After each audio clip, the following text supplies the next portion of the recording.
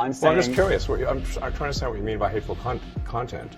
And I'm asking for specific examples. Give me a single example of hateful content, not even one tweet. And yet you claimed that the hateful content was high. Well, that's false. Elon Musk destroza a un periodista de la BBC y arremete contra la política editorial del prestigioso diario británico. I would only just add that, we have spoken to people who have been sacked that used to be in content moderation, and we've spoken to people very recently who were involved in moderation, and they just say there's not enough people to police this stuff, particularly around hate speech in the company. Is that what hate that speech are you talking about? I mean, you use Twitter, right? Do you see a rise in hate speech? I mean, but just a personal anecdote, like what do you? I don't. Personally, for you, I would see I get more of that kind of content, yeah, personally. But I'm not going to talk to the rest of for the rest of Twitter. So you see more hate speech personally? I would say I would see more hateful content in that. Content you don't like or hateful? What do you mean to describe a hateful thing? Yeah, I mean, just content that will solicit a reaction, something that may include something that is slightly racist or slightly sexist, those kinds of things. So you think if something is slightly sexist, it should be banned? No, is that what you're saying? I'm not saying anything. I'm just curious. I'm trying to understand what you mean by hateful content, and I'm asking for specific examples. And you just said that if something is slightly sexist, that's hateful content. Does that mean that it should be banned? Well, you've asked me whether my feed, whether it's got less or more. I'd say it's got slightly more. That's why I'm asking for examples. Can you name one example? I honestly don't use.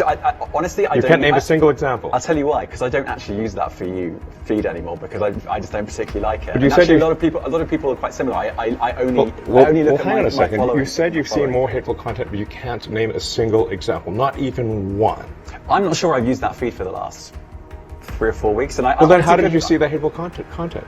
Because I've been using Twitter since you've taken it over for the last 6 months. Okay, so then you must have at some point seen that for you hateful content. I'm asking for one example. Right. And you can't give a single one. And I'm saying I say, sir, that you don't know what you're talking about. Really? Yes, because you can't give me a single example of hateful content, not even one tweet, and yet you claimed that the hateful content was high. Well, that's false. No, what I claimed... You just lied. What I claimed was there are many organizations that say that kind of information is on the rise. Now, whether it has on my feed or not...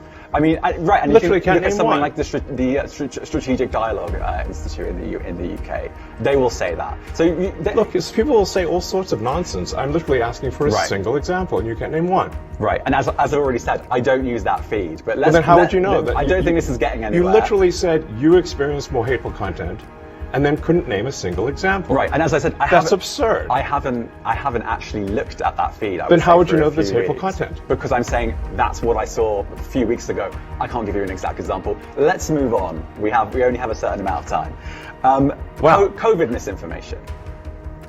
You changed the COVID misinformation. Has rules. BBC changed its COVID misinformation?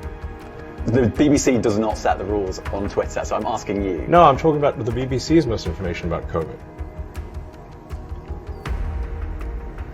I'm literally asking you about, you changed the labels, the COVID misinformation labels. There used to be a policy, and then it disappeared. Why do that? Well, COVID is no longer an issue. Does the BBC hold itself at all responsible for misinformation regarding masking and side effects of vaccinations, and not reporting on that at all? And what about the fact that the BBC was put under pressure by the British government to change its editorial policy? Are you aware of that?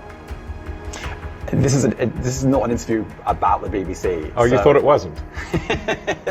I see now why you've done Twitter Spaces. I am not a representative of the BBC's editorial policy. I want to make that clear. Let's talk about something else. I'm interviewing you too. All right, let's talk about something else.